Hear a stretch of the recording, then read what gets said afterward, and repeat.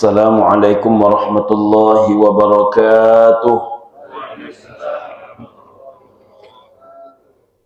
Innal hamdalillah salatan wa salaman ala Rasulillah. Asyhadu an la ilaha illallah wahdahu la syarikalah wa asyhadu anna Muhammadan abduhu wa rasuluhu la nabiyya ba'dah. Allahumma salli ala sayyidina Muhammad wa ala alihi wa ashabihi wa mawalah, amma ba'du.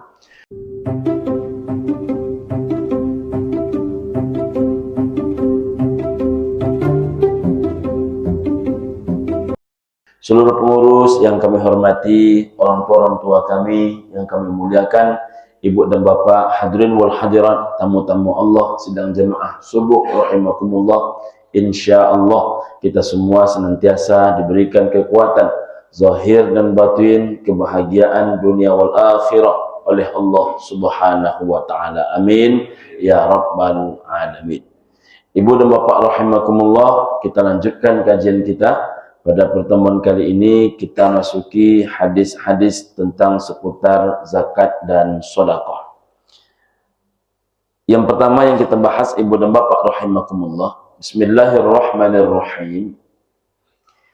As-sa'i 'alal armalati wal miskin. Siapa, kata Nabi sallallahu alaihi wasallam, yang mencarikan jalan keluar. Jadi sa'i itu kan ibu dan bapak rahimakumullah satu di antara rangkaian ibadah umroh ataupun haji. Sa'i itu ibu dan bapak rahimakumullah melakukan perjalanan dari Bukit Sofa ke Bukit Marwah. Kalau dalam perjalanan umroh ini adalah perjalanan terberat. Sebab setelah kita melaksanakan tawaf, maka akan terjadi sa'i. Tawaf itu sudah cukup melelahkan, ditambah sa'i itu akan semakin melelahkan. Maka ketika melaksanakan sa'i, biasanya jemaah jauh lebih lelah, jauh lebih berkeringat. Artinya ibu dan bapak rahimakumullah, kalau kita ambil filosofinya itu bahwa as-sa'i 'alal armalati wal miskin, siapa yang dengan sungguh-sungguh, kalau perlu itu sampai ke tingkat sebenarnya dia, sampai ke tingkat lelah dia dibuatnya, berkeringat dia mencarikan jalan keluar itu untuk menolong kehidupan 'alal armalati wal miskin, kehidupan para janda dan orang-orang miskin.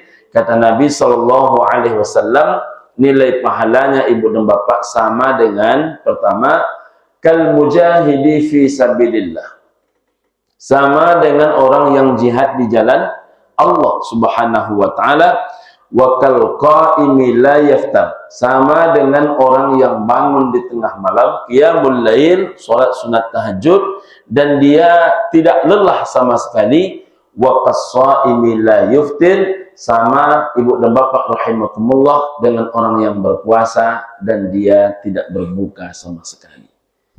Begitulah hebatnya pahala mencarikan jalan keluar untuk menolong kehidupan orang-orang yang membutuhkan. Ibu dan bapak rahimakumullah, rupanya untuk menolong ini tidak mesti harta kita semua, tidak pun dengan harta benda kita, tapi kita ini menjadi asbab tertolongnya orang lain. Dengan asbab kuasa ibu dan bapak termudahkan orang lain, dengan asbab silaturahim dan persaudaraan ibu dan bapak menjadi tertolong kehidupan orang lain, menyebabkan dengan telepon ibu dan bapak terbantu orang lain, rupanya nilai pahalanya begitu dahsyat. Sama dengan jihad di jalan Allah, sama dengan orang yang qiyamul lail tidak pakai lelah, ataupun sama dengan orang yang berpuasa dan dia tidak berbuka. Jadi ibu dan bapak rahimakumullah, tak ada alasan kita ni tak menolong orang. Tidak kita punya harta, jadilah kata Nabi sallallahu alaihi wasallam asbab menjadinya mudah rezeki untuk orang lain. Maka ibu dan bapak rahimakumullah, mari kita ini menjadi fasilitator, menjadi keran buat kepentingan orang lain. Tidak bisa dengan harta benda sendiri, melalui kita menelpon orang, mengelola harta benda yang bisa menolong orang, menjadi asbab untuk kepentingan orang. Karena khairun nas anfa'uhum linnas. Sebaik-baik manusia adalah manusia yang paling tinggi nilai manfaat dirinya di antara kebanyakan manusia. Mudah-mudahan kita salah satu orang yang terpilih itu. Amin ya rabbal alamin. Kita lanjutkan. Innaka lan tunfiqan nafaqatan. Sesungguhnya kata Nabi sallallahu alaihi wasallam, tidak satu pun pemberian nafkah tabtaghi biha wajh Allah, yang dilakukan dalam rangka mencari ridha Allah, mengharapkan wajah Allah Subhanahu wa taala, illa ujirta 'alaiha, kecuali kata Nabi sallallahu alaihi wasallam pasti diberikan ganjarannya, pasti diberikan pahalanya, hatta ma taj'alu fi fami imra'atik, walaupun engkau kata Nabi hanya menyuapkan makanan ke mulut istrimu. Nah, jadi ibu dan bapak rahimakumullah, saya selalu sampaikan di mana-mana, terutama kepada laki-laki. Kita laki-laki ini, kalau untuk mengalahkan amal ibadah perempuan dengan cara yang biasa-biasa saja, maka jauh kita ketinggalan. Allah Ta'ala memberikan takdir buat perempuan yang memiliki kesempatan emas untuk melakukan segala hal. Mulai mengandung, mulai melahirkan, mulai menyusukan, mulai dari semenjak memasakkan sampai kepada menghidangkan, mulai dari urusan mengurus anak sampai membuat bersih, sampai membuat cerdas, sampai mengurus segala keperluan anak, seluruhnya itu diurus oleh perempuan. Jadi kalau kita ini nak membuat diri kita ini agak spesial, maka ada satu peluang paling hebat. Kalau peluang ini tak pula diambil oleh laki-laki, habislah sudah. Apa peluang terhebat hingga laki-laki itu bisa paling tidak mengejar ketertinggalannya daripada amal ibadahnya perempuan? Ketika seorang laki-laki berangkat pagi, pulang malam, tunggang langgang, pungkang langkang, ibu dan bapak rahimakumullah, maka setiap tetesan keringatnya adalah ibadah. Setiap langkah kakinya adalah ibadah. Setiap dia merasakan lelah, itu semuanya adalah ibadah. Setiap dia merasakan ada tantangan, ada gangguan dalam setiap usaha yang dia buat, dia hadapi dengan tenang karena niatnya hanya satu, ya Allah berikan hamba rezeki hingga kemudian bisa menafkahi keluarga hamba. Niatnya bagaimana orang tuanya makan cukup. Niat dia bagaimana istrinya berpenampilan tidak kalah dengan penampilan orang-orang solehah. Ibu dan bapak rahimakumullah. Niat dia bagaimana anak-anak dia sekolah sebagaimana mestinya anak-anak orang lain sekolah. Paling tidak ibu dan bapak rahimakumullah, dia tidak mau menjadi asbab penghalang segala kecerdasan anak-anak dia. Maka pontang-panting dia. Rupanya ketika kelelahan itu dirasakan oleh seorang laki-laki yang bertanggung jawab, Masya Allah, itu semuanya adalah ibadah. Maka laki-laki yang memahami filosofi ini, ibu dan bapak rahimakumullah, tak kena ada yang berkata, kalau tak kena abang tak makan kamu. Tak kena ada laki-laki berkata macam itu. Seorang laki-laki tidak hanya berfikir saat ini, dia berfikir macam mana kalau dia mati, bagaimana kehidupan orang tuanya, bagaimana kehidupan istrinya, bagaimana kehidupan anak-anak. Memang tunggang langgang dia memikirkan itu. Maka ibu dan bapak rahimakumullah, seorang laki-laki yang mencarikan nafkah itu dijamin oleh Allah Subhanahu wa taala. Tidak akan satu pun yang terlewatkan kecuali illa ujirta 'alaiha, pasti dibalas pahala. Bahkan oleh Nabi diberikan contoh, hatta ma taj'alu fi famimra'atik, walaupun engkau hanya menyuapkan makanan ke mulut istrimu. Masya Allah. Tapi ingat tuh, ke mulut istri kita. Nah, ini kadang-kadang ada pula orang semangatnya bukan ke mulut istri dia. Ibu dan bapak rahimakumullah, maka ketika dia memberi, ketika dia berjalan, itu sudah menjadi ibadah. Ketika dia mendapatkan, menjadi ibadah. Ketika dia bawa pulang, diberikannya kepada keluarganya, semakin ibadah.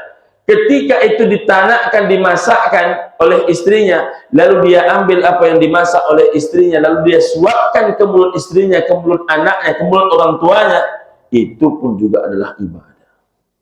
Tapi banyak orang yang tak melakukan ini.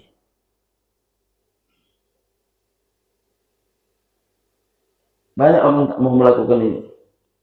Bahkan di beberapa tempat, ibu dan bapak rahimakumullah, tak sekali dua kali kita menemukan suami yang menjadikan istri tulang punggung. Bukan suami yang tulang punggung, istrinya yang tulang punggung. Mulai urusan, mohon maaf, mengandung, sampai urusan mencari nafkah, istri semua. Jadi ibu dan bapak rahimakumullah, rezeki setiap orang memang berbeda. Tapi semangatnya itu harus ada. Jadi masalah memberi rezeki bukan seberapa banyak, tapi seberapa sungguh. Jadi selagi kita sungguh, berpantang kita pulang sebelum kita memberikan yang terbaik. Berapa hasil yang terbaik itu, biarlah Allah yang mencatat. Karena Allah menjadi saksi dari seluruh apapun yang kita lakukan. Jadi ibu dan bapak rahimakumullah, wabil khusus bapak-bapak ini saya ingatkan.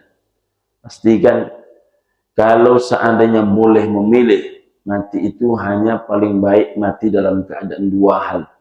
Dan dua-duanya tergolong husnul khatimah. Pertama, mati dalam keadaan beribadah. Yang kedua, mati dalam keadaan mencari nafkah lillahi ta'ala. Lakukan dua hal itu. Selanjutnya ibu dan bapak rahimakumullah, afdalus sodakati, seafdal-afdalnya sodakoh kata Nabi, ini nilai pahala sodakoh yang paling tinggi. Seafdal-afdalnya sodakoh, sebanyak-banyaknya pahala sodakoh adalah kata Nabi, ala dzirrahmi, ketika engkau berikan kepada orang yang terikat hubungan silaturahmi, hubungan silaturahim, kalau perlu yang sifatnya adik-beradik, yang sifatnya mama, keponakan dan cucu, yang sifatnya dengan orang terdekat, orang yang secara qarib qurabat terikat hubungan darah dengan kita, hubungan perut dengan kita. Tapi orang yang macam mana di antara mereka itu? Al-kashif, kata Nabi. Ketika engkau memberikan sodakohmu itu kepada seorang qarib qurabat yang tidak suka kepadamu. Oh, ini berat ini. Memberi kepada yang sayang tak payah. Memberi kepada yang suka itu mudah. Memberi kepada yang menolong itu tak payah. Apalah payahnya menolong orang yang menolong. Dan uniknya inilah kalimat yang paling banyak di antara orang. Kalau dia baik kepada kita, kita baik kepada dia. Tapi kalau dia tak baik kepada kita, jangan urus dia. Padahal ibu dan bapak rahimakumullah, ketika orang mampu menanggalkan egoisme dirinya, lalu mendahulukan orang yang tidak suka kepada dia, tetap dia berikan sodakohnya, kata Nabi, itulah seafdal-afdal sodakoh. Kenapa demikian? Ada dua pahalanya. Pertama, pahala sodakohnya tetap dihitung. Yang kedua, ibu dan bapak rahimakumullah, pahala mempertautkan hubungan yang rusak, menyambung hubungan yang putus, merekatkan segala yang retak, membuat yang selama ini berjarak menjadi dekat, itu bertambah lagi pahalanya. Sodakohnya dapat pahala, silaturahimnya dapat pahala. Masya Allah. Maka salah satu hal yang paling ditunggu-tunggu oleh orang-orang tua kita setelah kematian mereka, itu ketika menyaksikan anak-anaknya bersatu setelah kematian. Wafat orang tua, tak sedikit ibu dan bapak, anak-anak macam ayam kehilangan induk. Mulailah abang kandung jarang pulang ke kampung. Ketika abang kandung jarang pulang ke kampung, sekali datang tiba-tiba menanya surat tanah. Tersinggung adik di kampung menjadi pembahasan di antara keluarga. Ketika menjadi pembahasan di antara keluarga, mendesak, ini harus cepat dibagi. Yang ini tersinggung pula. Ketika sudah dibagi, rupanya masalah cara pembagian ada merasa tak enak, merasa tersinggung, merasa tersudutkan, merasa tak adil, semakin berpecah belah. Hingga kemudian orang tua mati, persaudaraan pun menjadi mati. Orang tua tiada, hubungan dunsana menjadi tiada. Jadi orang tua tiada, hubungan dunsana pun menjadi tiada. Betapa sedihnya orang tua kita itu. Saya, ibu dan bapak rahimakumullah sering menemukan cerita, menemukan curhat jamaah. Itulah Pak Ustaz. Entah apa nak dicakap.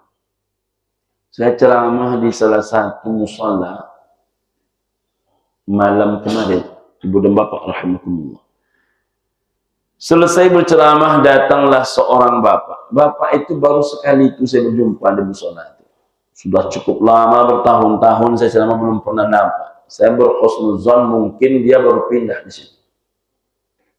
Tapi kalau misalnya beliau sudah lama tinggal di situ, saya baru sekali itu berjumpa. Tiba-tiba selesai ceramah dia duduk di samping saya, Pak Ustaz. Saya nak cerita. Ceritalah. Kadang Pak Ustadz kita ini yang tak berilmu, saya maksudnya Pak Ustadz, saya ini kan tak berilmu. Selama ini saya ini, ya boleh dikatakan tak tahu sujud, tak tahu rukuk. Mulailah saya rukuk, mulailah saya sujud. Tapi kadang-kadang saya kecewa dengan keluarga-keluarga yang ahli-ahli ibadah. Pak Ustadz. Apa yang Bapak kecewakan? Ini menceritakan aib keluarga, Pak Ustaz. Ada adik saya, Pak Ustaz. Kerjaannya nak menjual harta warisan aja, Pak Ustaz. Padahal sholatnya berjamaah tak pernah berhenti. Kalau penampilannya, Pak Ustaz, zikirnya tak putus-putus. Tapi kalau masalah harta, Pak Ustaz, menengok harta itu bukan hijau mata dia, bolak-balik mata dia. Kok bisa ada orang yang sholatnya baik, amalnya tak baik? Kok ada orang yang sholatnya baik, dunianya terlalu tinggi? Yang lain saling tolak berangsur dalam memutuskan sesuatu. Ini tak ada, Ustaz. Dikejar terus katanya. Tak bernafas kita dibuatnya katanya. Ada orang macam itu? Suatu kali, ibu dan bapak rahimakumullah, saya ketemu dengan salah satu pengusaha Sumatera Barat di salah satu daerah di Jakarta. Cerita kami pun berkembang kemana-mana.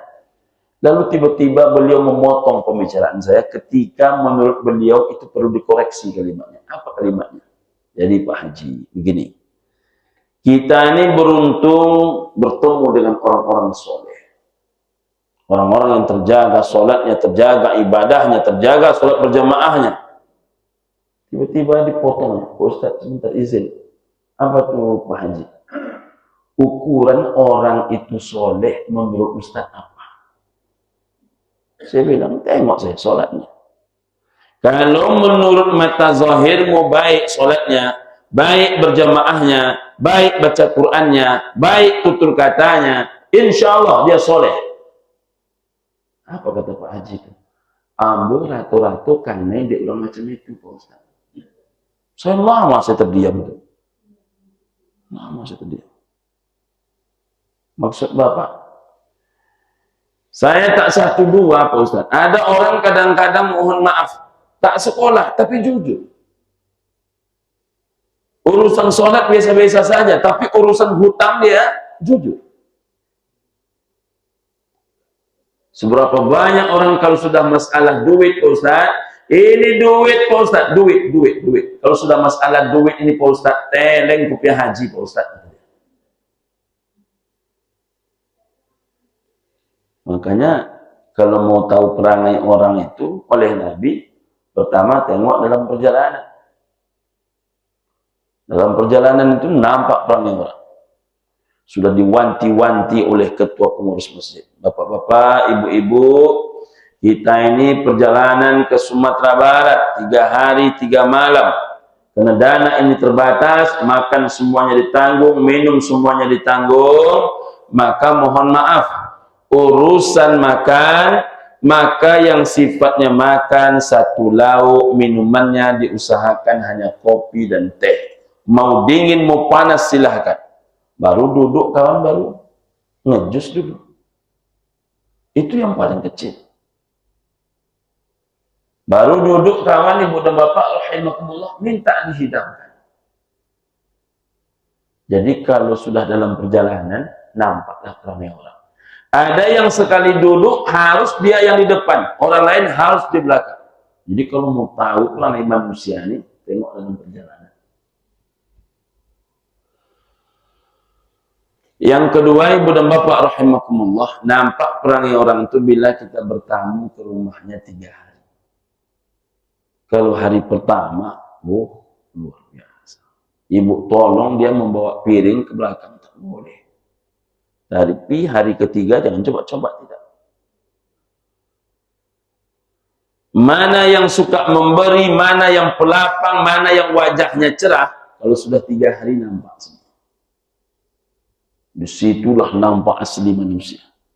Ada yang baik Ustaz? Banyak. Ada orang yang lapang saja. Karena dia anggap selama tamu itu masih ada di rumah dia, maka keberkahan akan turun. Itu bagi yang paham. Bagi yang tidak, itu bagi dia beban. PK ini kata dia, pitika luar.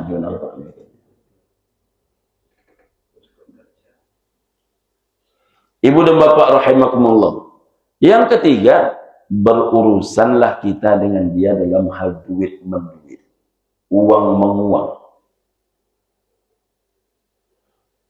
Kalau sudah masalah duit, masalah uang menguang, nggak ada jaminan orang yang baik sholatnya lalu baik dalam urusan duit menduit.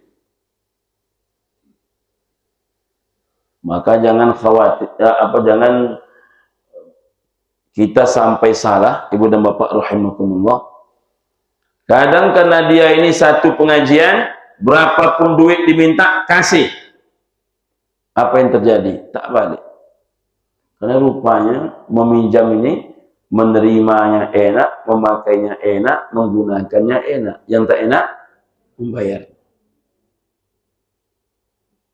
Maka tak mudah berhutang. Perlu iman level tinggi untuk bisa aman dalam berhutang. Maka ada beberapa orang bilang kepada saya, Pak Ustadz, apa pendapat Pak Ustadz, saya nak lepas dari riba, lalu tak saya bayar-bayar hutang nih, maka terakhir nanti pihak bank mengatakan, ya sudah, bayar sajalah berapa bapak ibu sanggup. Saya bilang, kemana pergi sholat? Yang membuat hutang dirimu, yang berakad dirimu, tapi lalu masalah macam ini, engkau akal-akali orang. Banyak orang macam itu. Apalagi kalau orang berhutang itu punya filosofi hidup, semangat dalam berhutang, bersabar dalam membayar.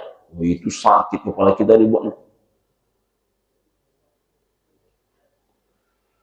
Sebelum sampai duit kita ke dia, pucat muka dia. Setelah sampai duit kita ke dia, pucat muka kita. Ada orang yang jujur dalam hal itu, Ustaz. Ada. Banyak juga yang jujur. Jadi kita ini bukan meratakan semua orang, tapi tak sedikit fenomenanya. Bahkan kalau boleh dikatakan, sangat payah mencari 3 orang yang jujur dalam urusan hutang di antara 10 orang yang berhutang. Jangankan berhutang dengan orang, berhutang dengan mak kandung pun orang tak bayar.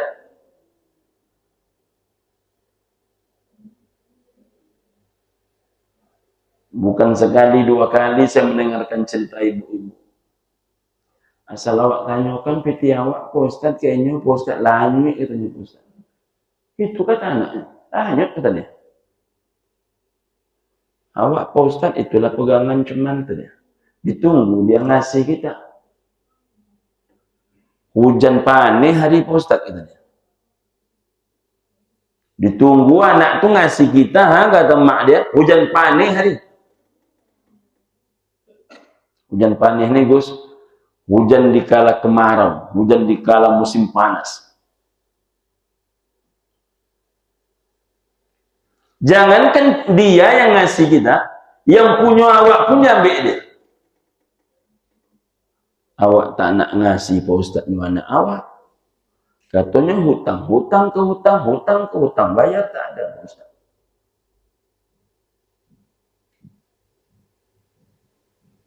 Jadi ibu dan bapak, memang kalau sudah urusan hutang di dunia persilatan ini banyak problematika.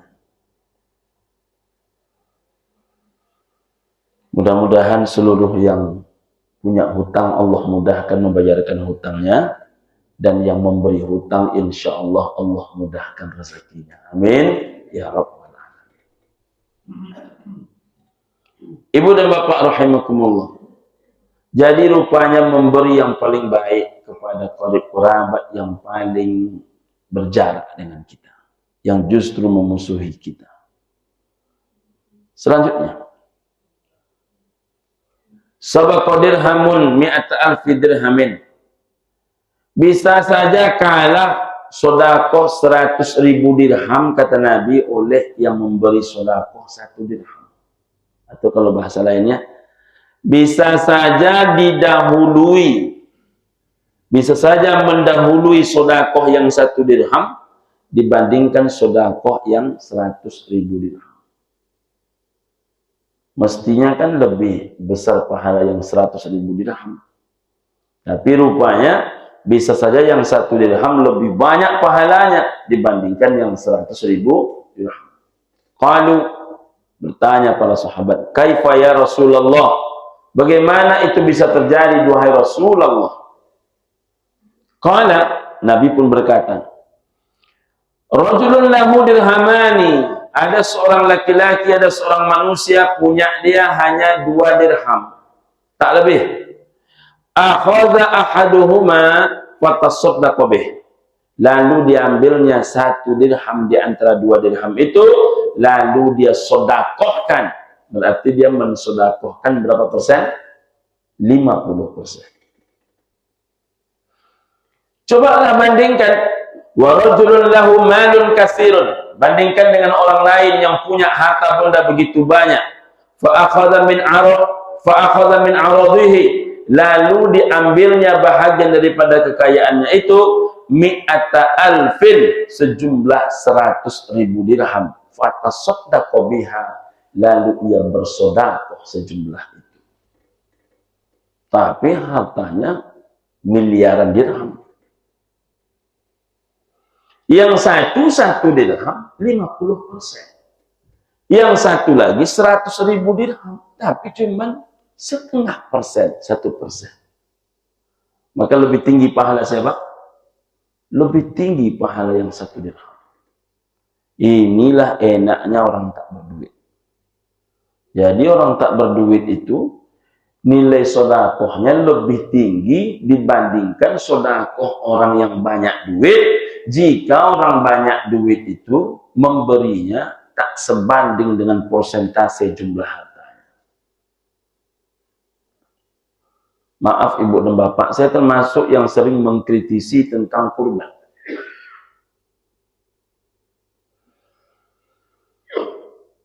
Ketika orang-orang susah berkurban 1 ekor kambing tiap tahun, payah dia mengumpulkan.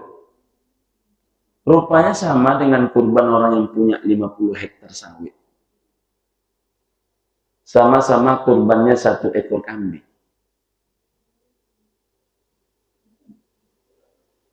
Entahlah kalau di Nurul Fajar.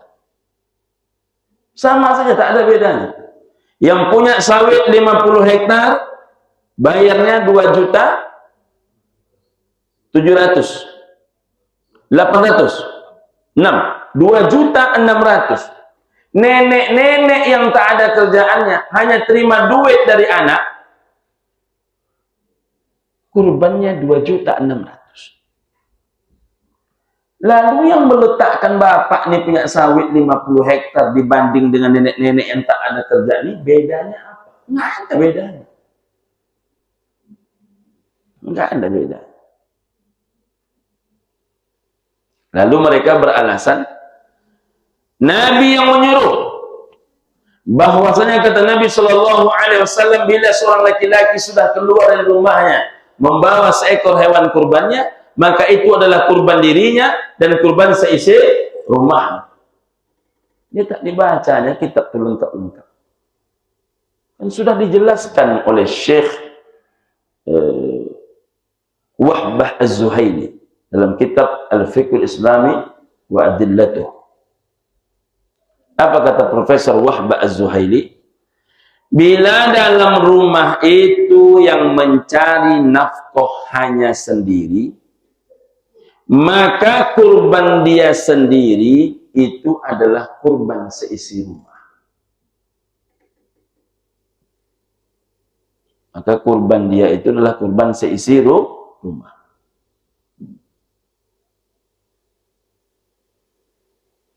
Ibu dan bapak rahimakumullah. Tapi bila dalam rumah itu yang mencari uang semuanya atau sebahagian besarnya, suami mencari uang, istri mencari uang, anak mencari uang, ayah bekerja, emak bekerja, anak bekerja, semua mereka bekerja, maka itu tak berlaku sunnah kifayah, yang berlaku adalah sunnah ainiyah.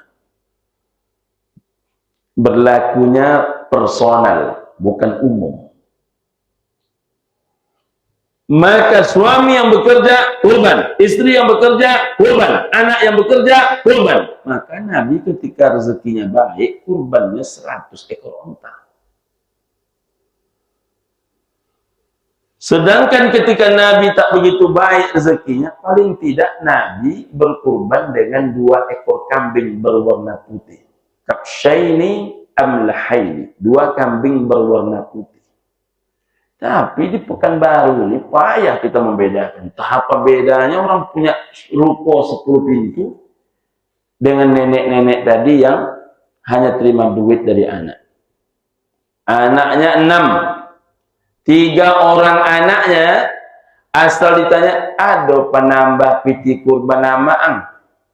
Mengenge ke mengenge, mengenge ke mengenge, 6 piti tidak jokalu. Ceritanya oleh mak dia tak ada keluar duit dia. Bertiga lah anaknya yang peduli. Dan yang peduli ini bukan berarti duitnya paling banyak, tidak. Peduli tak mesti menunggu duit banyak. Ada orang asal bertemu maknya, duit banyak, mobil mewah, asal bertemu dengan maknya. Beda kini mak, payah kini kok mak. Nak sama je dulu deh. Mencari pitih di Pekanbaru kok tak sasanan dulu deh. Kalau dulu yuk.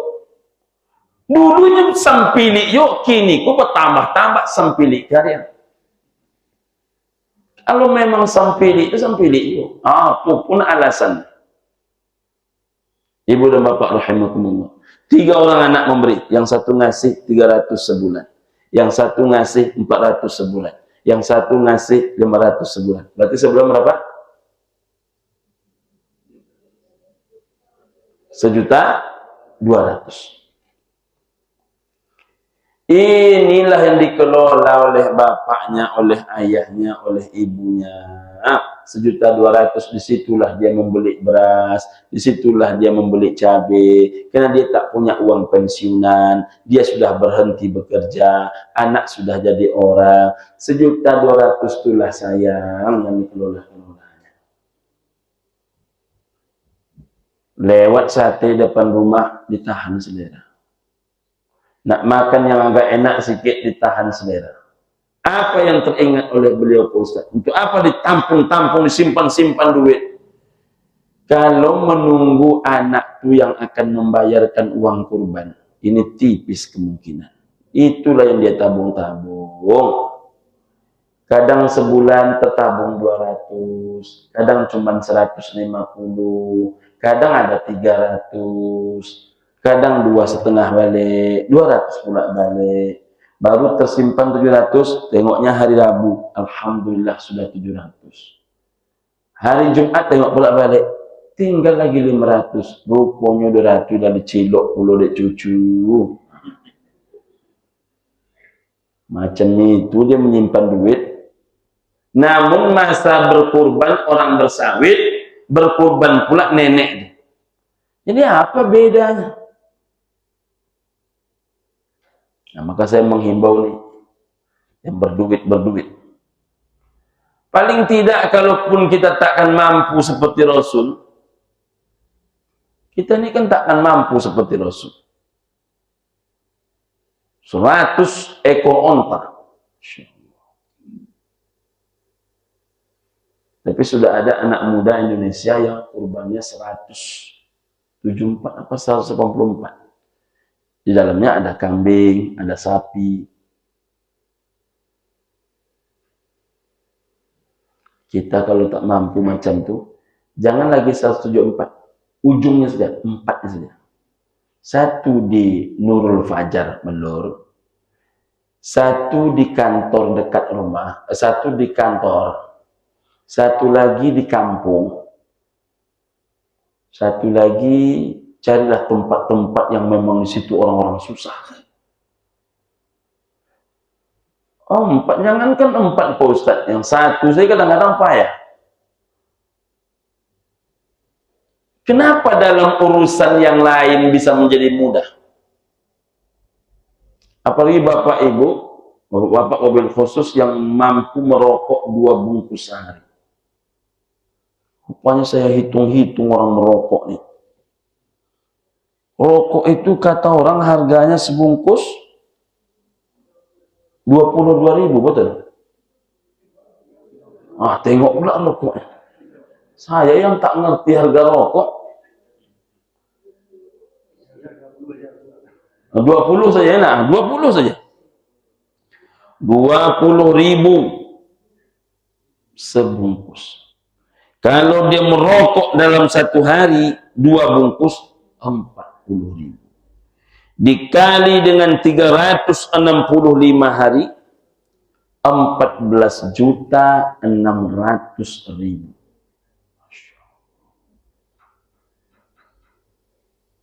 14.600.000. Jadi siapa yang bisa berkurban 1 ekor sapi setiap tahun? Itu orang yang merokok 2 bungkus sehari.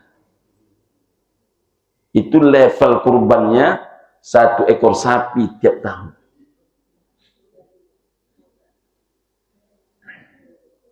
Anehnya yang 2.600.000 pun tak terbayar oleh kawan. Itu rokok yang murah 20.000. Yang paling mahal berapa rokoknya? 30-an ada? Ada Pak? Ada Pak ya? Kalau 30.000 1 bungkus dikali dengan 2 bungkus 60.000 dikali 365 hari 21.900.000. Siapa orang yang bisa daftar haji tiap tahun? Orang yang bisa merokok 2 bungkus sehari. Siapa orang yang bisa berangkat umroh tiap tahun? Orang yang bisa merokok 2 bungkus sehari. Tapi jangankan nak daftar haji tiap tahun, jangankan berangkat umroh tiap tahun, kurban saya tak ikutnya. Asal sudah bercerita kurban. Pak Ustaz, kata dia, kami kok pandai-pandai minyak bayi sabunya Pak Ustaz. Untuk diasapkan ada duitnya, untuk dikurbankan yang tak ada duitnya. Asitulah pandai minyak bayi dia. Itulah yang terjadi, Ibu dan Bapak. Orang kalau sudah merokok harga 30.000, lalu 1 hari adalah 60.000, dikali 30 hari dalam sebulan, itu 1.800.000. Kalau 1.800.000, itu kalau dikali paling tidak 3 kali lipat, paling tidak 3 kali lipat, itu piti balanjo bininyo 5 juta sampai rati berhasil. Itu paling tidak ada. Ini tidak, uang rokok dia lancar, uang belanja bini tak lancar. Beruntunglah ibu-ibu, suami ibu-ibu nak macam itu. Lunak ya nampaknya.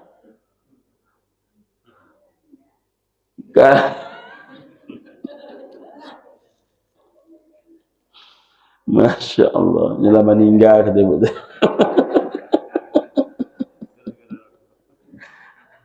Enggak lain curhatnya kan. Masya Allah. Jadi hal-hal macam ini selalu diingatkan, tujuannya membuka relung berpikir. Karena ada yang mestinya wajib menjadi tak wajib. Yang mestinya mendesak seolah-olah tak mendesak. Yang mestinya urgen jadi tak urgen.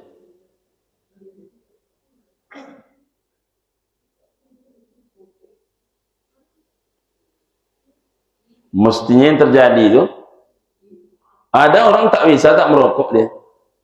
Saya tengok rokoknya. Dulu kan ada rokok mereknya, tak usah lah kita sebutkan mereknya. Agak mirip-mirip dengan huruf hijaiyah.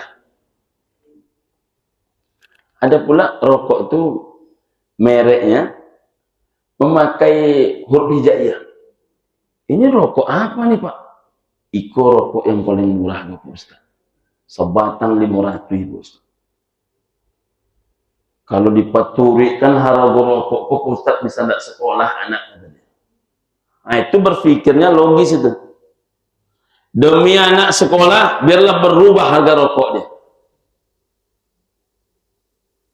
Ini tidak dia perturutkan hingga anak terkendala SPP-nya, hingga uang belanja istri tak terlengkapi, lalu menuntut makanannya enak-enak. Apa yang nak dia enakkan? Nah, ada yang murah ini. Ikan sopek saja, mulai yang bau-bau bujang-bujang jaga, muda-muda tanggung ikan sopek itu, sampai ikan sopek yang diasinkan. Apiti kan sudah itu ikan sopek itu Pak. Belum ikan baung lagi tuh, belum ikan gabus tuh.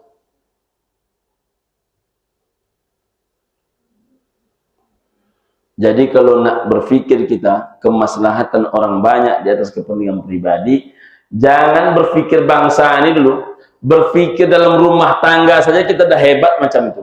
Meletakkan kepentingan orang tua, istri dan anak di atas kepentingan pribadi kita yang mencari nafkah, itu dah hebat.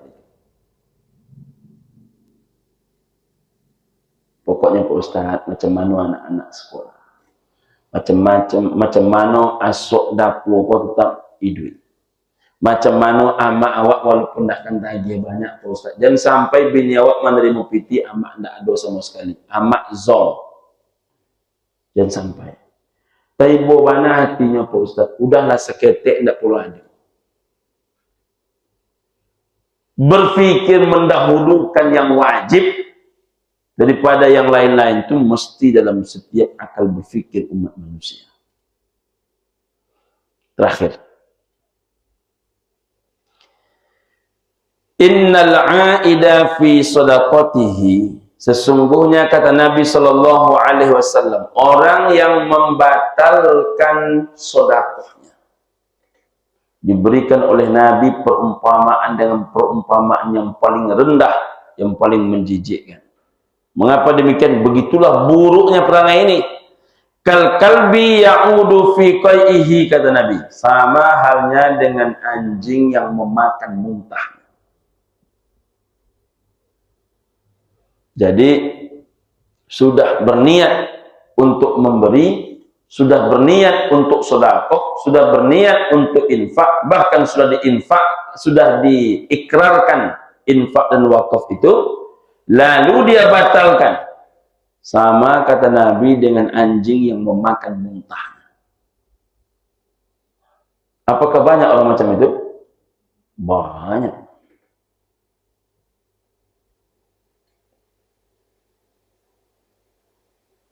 Ini karena direkam ibu dan bapak rahimakumullah. Saya pakai istilah. Ada salah satu bank ingin membantu masjid-masjid, maka dibuatlah pembiayaan dana ini, biaya pendanaan dana itu. Supaya kesannya tidak hanya memihak kepada masjid, maka diberlakukan umum. Apa yang terjadi? Akhirnya dibatalkan karena terpaksa. Kok terpaksa Pak Ustaz? 99% masjid rupanya tidak punya surat ikrar wakaf. Anehnya, 99% tempat ibadah orang lain, semuanya jelas surat dan legalitasnya. Oh, tidak mungkin ini bank ini yang memakmurkannya kaum muslimin, tapi yang mendapat jatahnya adalah tempat ibadah non-muslim, dibatalkan. Itu enggak termasuk. Yang saya ingin sampaikan kepada ibu dan bapak, urusan wakaf ini harus cepat diuruskan. Mengapa demikian Ustaz? Sudah banyak kasus dah. Aman kadang di bapak itu tak aman di bini dia. Aman di bini dia, tak aman di anak dia. Anak dia baik Ustaz, tak aman di menantu dia. Menantu dia pun baik Ustaz, tak aman di cucu dia. Ada seorang bapak, orang soleh, memberikan tanah yang begitu luas. Selagi tanah itu untuk umat, dikasihnya saja. Pertama masjid didirikan. Apa kata dia? Pakailah tanah bapak. Dibangun masjid ini, masjid terbesar di kampung itu. Kalau ada acara-acara, ini orang berkumpul di dalam masjid ini ramai. Paling tidak 4 kali masjid kita lebih besar. Rupanya tidak cukup hanya masjid. Tanah kuburan lama sudah penuh. Kata beliau, ini tanah di samping masjid ini, jadikanlah tanah kuburan. Diwakafkan pula lagi. Diwakafkan. Tanah kuburan ini pun sudah hampir penuh pula. Lalu setiap orang ceramah di situ, tempat parkirnya kecil. Kata bapak itu, ambillah tanah bapak di samping ini. Dikasih lagi, itu tanah yang begitu luas, tempat parkir.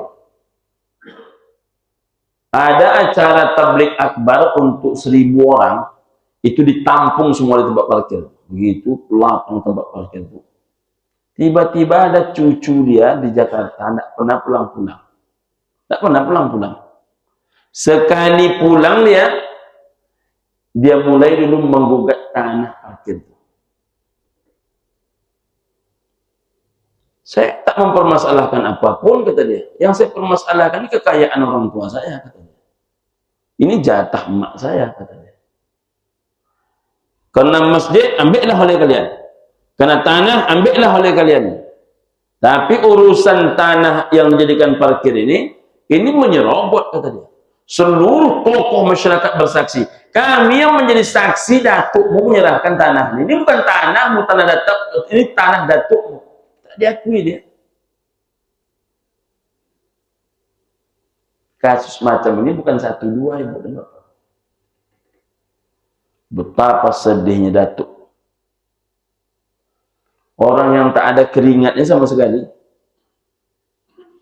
Ada pula satu kasus di Pekanbaru. Biasanya anak mengaji cuma maghrib. Dipindahkanlah ke tanah sebelah. Karena tanah sebelah juga diwakafkan. Waktu almarhum ini masih hidup, sudah dibilang oleh pengurus, kita buatkanlah suratnya Pak Haji. Untuk apa surat-surat? Bangun aja lah. Tidak percaya kalian sama ambo. Samuinyo percaya, sama anaknya tidak bisa percaya. Jadi jangan ada orang yang mewakafkan. Itu berkata, jangan sampai kalian tak percaya sama saya. Itu keliru besar. Nah, ibu dan bapak rahimakumullah, oleh pengurus masjid, karena bapak ini sehat walafiat saja, dibangunlah MDA. MDA terbangun 2 lantai.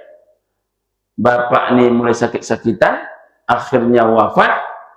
Tiba-tiba kata anaknya, tak ada satupun akad. Kalau memang kata pengurus masjid, kata anaknya, memang ada akad, coba tengok, mana dia? dibatalkan. Runtuh kan tuh MDA. Nah, itu tidak kita sampaikan di mana tempatnya untuk menjaga kata Ustaz Somad kode etik jurnalistik. Nah, jadi ibu dan bapak rahimahumullah, cerita macam ini bukan sekali dua kali. Tanah ini lebar, masjidnya besar.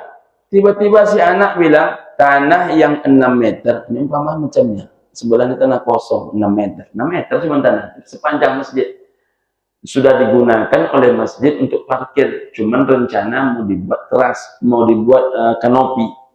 Tunggu dulu kata anak, jangan dibuat kanopi. Kenapa tak boleh dibuat kanopi? Karena setahu saya ayah tak pernah menyerahkan tanah. Kacau dunia persilatan. Surek tak ada. Maka saya bercerita dengan ketua Badan Wakaf Provinsi Riau, Ustaz Edi kan pendakwah, kata beliau. Tolong sampaikan kepada pengurus-pengurus masjid, buat segera akta ikrar wakaf. Segerakan. Hampir 100% tempat ibadah orang lain itu sudah punya akta ikrar wakafnya.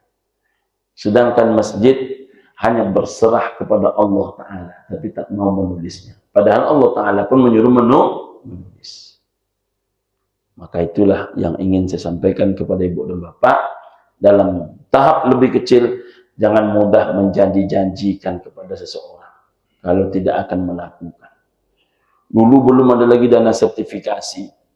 Saya sering mendengar guru-guru bercakap, kalau dapat PT sertifikasi, kau hendak ada niat lain, no pertama kali yang akan kami pai adalah tanah suci.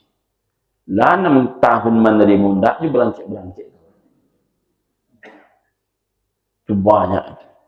Kalau saya dulu waktu tinggal di masjid, Ustaz, banyak sekali saya menemukan jamaah. Pak Ustaz, tolong doakan yo, kuambon yang menjual tanah. Kalaulah laku tanah, kau Pak Ustaz jangan came. Tapi lebih dulu came. Ustaz jangan came, paling tidak kita berangkat umroh, Pak Ustaz kita bawa. Saya karena sudah sering mendengarkan itu, saya kadang-kadang saya cut saja, Pak, tidak usah berjanji-janji. Nanti kalau ujungnya Bapak tak akan memenuhi. Berapa banyak orang mudah bercakap, tapi tak ada isi cakap. Pokoknya Pak Ustaz, paling tidak. Tak mungkin loh. Kok kalau jadi Pak Ustaz PT-nya sekian miliar, maka Pak Ustaz kita umroh.